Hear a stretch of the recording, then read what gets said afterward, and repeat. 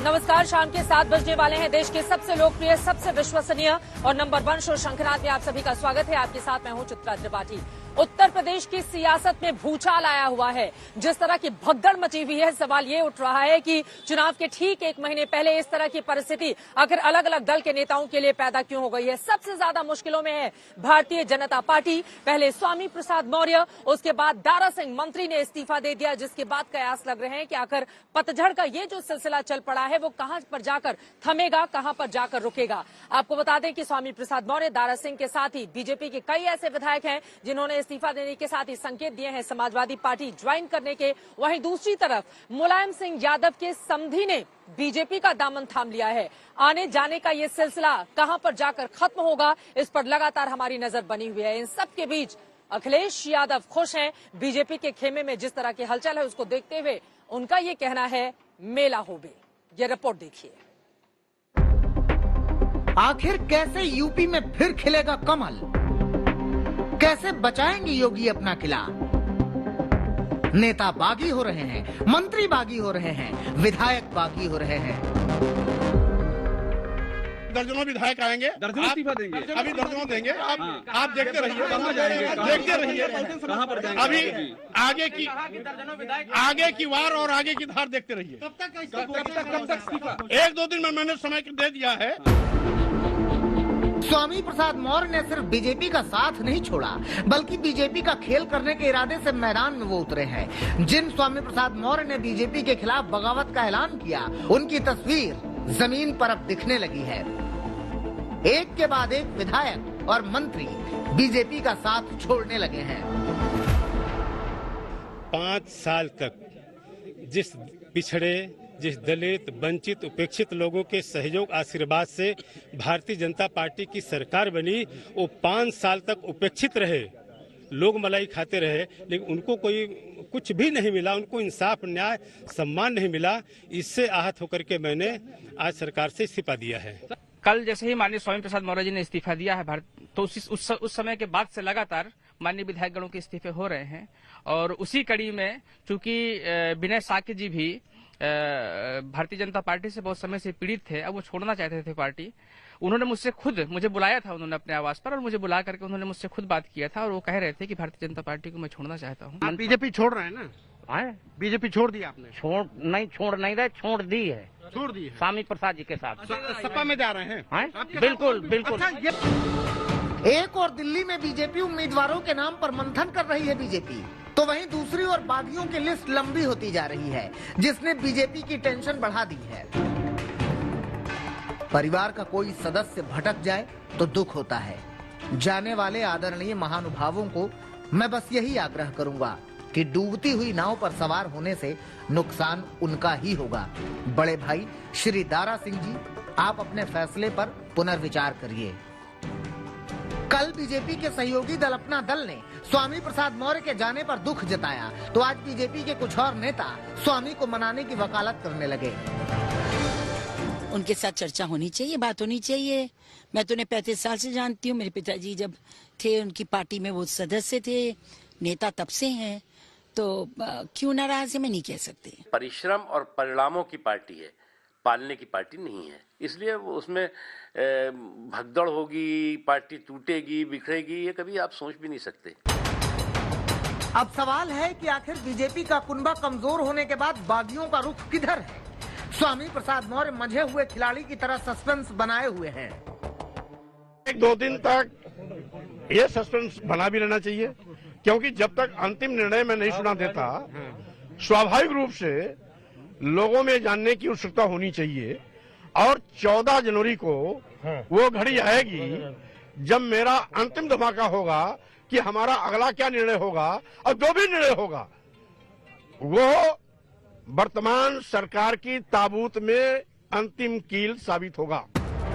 उधर बीजेपी के नेता बागी हुए तो समाजवादी पार्टी ने मेला होबे का खेल शुरू कर दिया।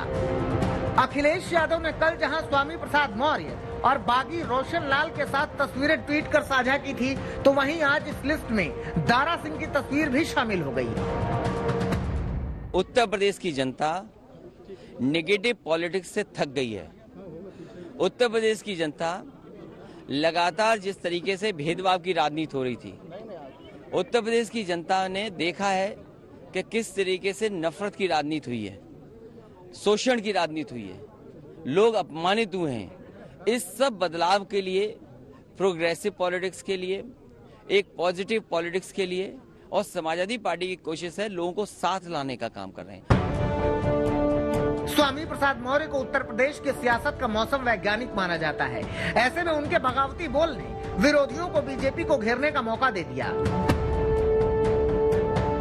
स्वामी प्रसाद मौर्य के बारे में लोग बताते हैं कि उनको हवा का रुख, हवा का अंदाज सबसे पहले समझ जाता है। यूपी की राजनीति, वो हारने वाले पार्टी में कभी रहते नहीं या डूबने वाली पार्टी के साथ कभी बैठते नहीं, ये उनके बारे में बताया जाता है।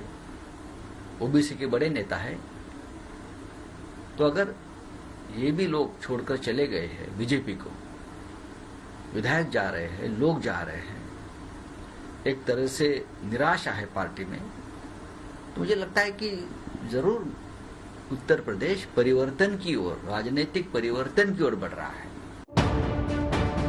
अब सवाल खड़ा होता है कि आखिर कहां तक जाएगी ये बगावत और कितने नेता छोड़ेंगे पार्टी का साथ, कैसे पार्टी में बीजेपी नेताओं की नाराजगी दूर होगी, इसको लेकर मंथन जारी है। कमान स्वतंत्र देव सिंह और सुनील बंसल को सौंपी गई है, लेकिन राह आसान नहीं है, क्योंकि सवाल सीटों के बंटवारे का है, सवाल मनपसंद सीट का है, खतरा टिकट के कटने का है। लखनऊ से समर्थ श्रीवास्तव, संतोष शर्मा और कुमार अभिषेक के साथ आज तक ब्यूरो। तो स्वामी प्रसाद मौर्य ने बीजेपी की टेंशन बढ़ा दी है और जब से वो बाहर आए हैं उसके बाद से बीजेपी के खिलाफ लगातार बगावत के उनके सुर जारी हैं। इन सब के बीच अखिलेश यादव बड़े खुश हैं। जितने लोग आ रहे हैं सबसे मुलाकात करते हुए बाकायदा वो ट्वीट कर रहे हैं और ट्वीट करते हुए दावा इसका कि 22 में फिर से 22 किल और एक और शब्द का आज उनकी ओर से इस्तेमाल किया गया, ये 22 में मेला हो गई।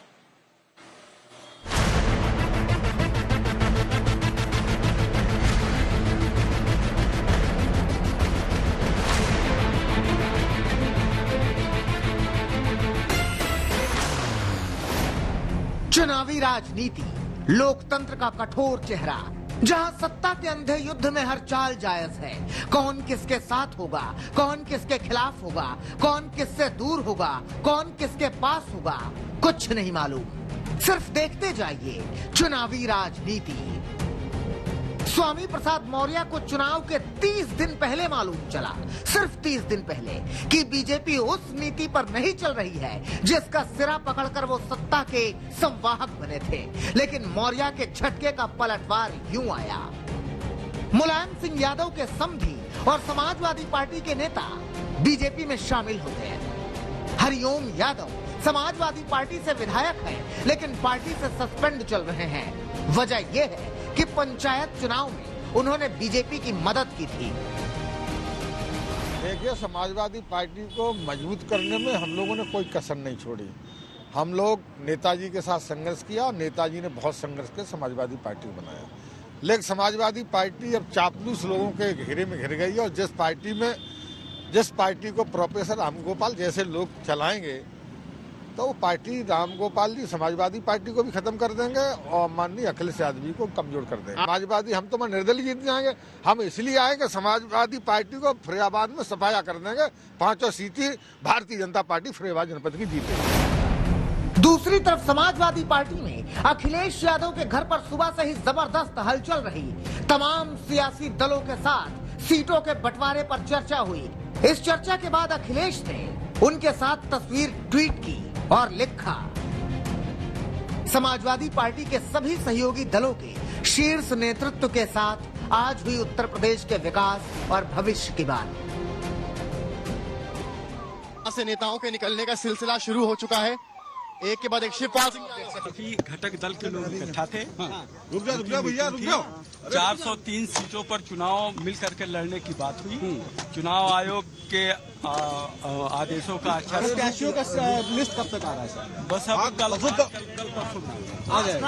बैक टू बैक लोग निकले, शिवपाल सिंह यादव, कृष्णा पटेल, RLD के मसूद। तो ये साफ हो गया है। आज फिलहाल बताया जा रहा है कि आज शाम तक पहले और दूसरे फेज की लिस्ट की घोषणा समाजवादी पार्टी की तरफ से किया। सबसे पहले आज सुबह चाचा शिवपाल यादव भतीजे के घर पहुंचे। शिवपाल अपने बेटे आदित्य के साथ पहुंचे थे। करीब 45 मिनट तक बातचीत हुई। चुनावों में इस बार शिवपाल की प्रगतिशील समाजवादी पार्टी और अखिलेश की समाजवादी पार्टी का गठबंधन है। शिवपाल के उम्मीदवार अपने चुनाव चिन्ह पर चुनाव लड़ेंगे या साइकिल पर, यह अभी भी साफ नहीं है। आप तस्वीरें देखिए, आपको तस्वीरें दिखा रहे हैं यहाँ पे शिवपाल सिंह यादव से बैठक के बाद किस तरह से अब यहाँ पर अखिलेश यादव यहाँ पर निकलते हुए। बैठक लगभग 40 मिनट चली और अब अखिलेश यादव यहाँ से सीधे पार्टी ऑफिस की तरफ जाते हुए। अखिलेश से मिलने वाले नेताओं में कांग्रेस नेता इमरान मसूद भी शामिल थे। उनका समाजवादी पार्टी में जाना तो तय ही है। उनके साथ ही उनके भाई और कांग्रेस विधायक मसूद अख्तर समाजवादी पार्टी में शामिल होंगे। उत्तर प्रदेश की जो परिस्थिति है, चुनाव बिल्कुल सीधा सीधा समाजवादी पार्टी बनाम भारतीय जनता पार्टी हो गया और ऐसी परिस्थिति के अंदर हमारे पास कोई रास्ता नहीं था उत्तर प्रदेश के अंदर भारतीय जनता पार्टी के इस कुशासन को हटाने का। केवल और केवल एक ही रास्ता है, वो है समाजवादी पार्टी। इमरान मसूद का पश्चिम यूपी में अच्छा खासा प्रभाव है। खासकर सहारनपुर बेल्ट में मुस्लिम बहुल सीटों पर उनका जलवा है। जाहिर सी बात है कि अखिलेश को ये समझ आ रहा है, इसीलिए अखिलेश अपने कुनबे को विस्तार दे रहे हैं। हमारे जो गठबंधन के लोग हैं, आज 80% वोट समाजवादी पार्टी और गठबंधन जितने सहयोगी दल उनके साथ है और 20% जनता भारतीय जनता पार्टी से नाराज है।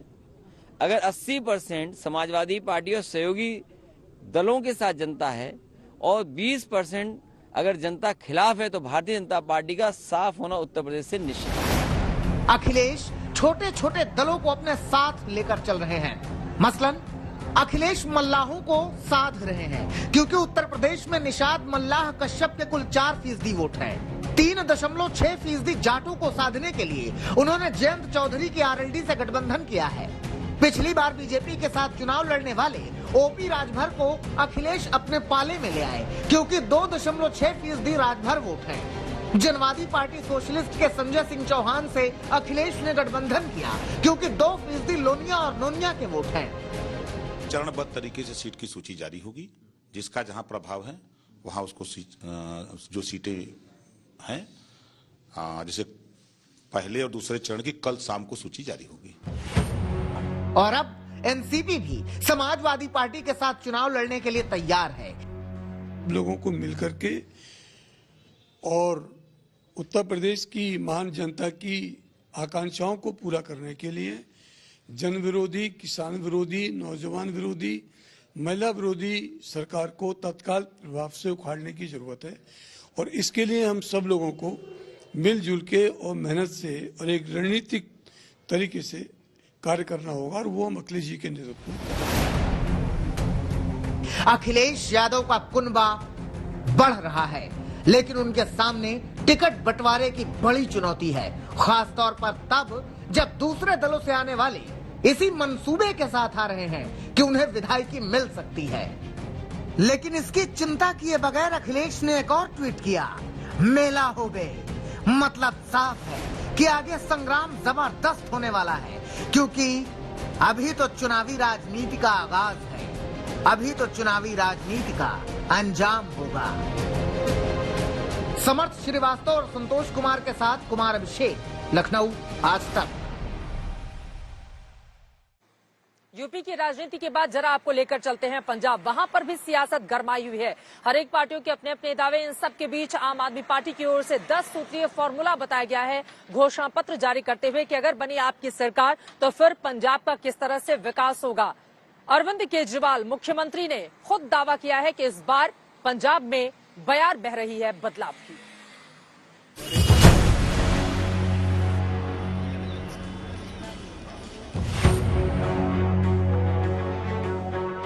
दिल्ली में सत्ता का स्वाद चखने वाली आम आदमी पार्टी पंजाब में जोर लगाए हुए है, क्योंकि उसे लगता है कि अब की बार पंजाब में झाड़ू वालों की सरकार आनी तय है। तो अरविंद केजरीवाल ने आज अपने घोषणा पत्र को पंजाब के सामने रख दिया।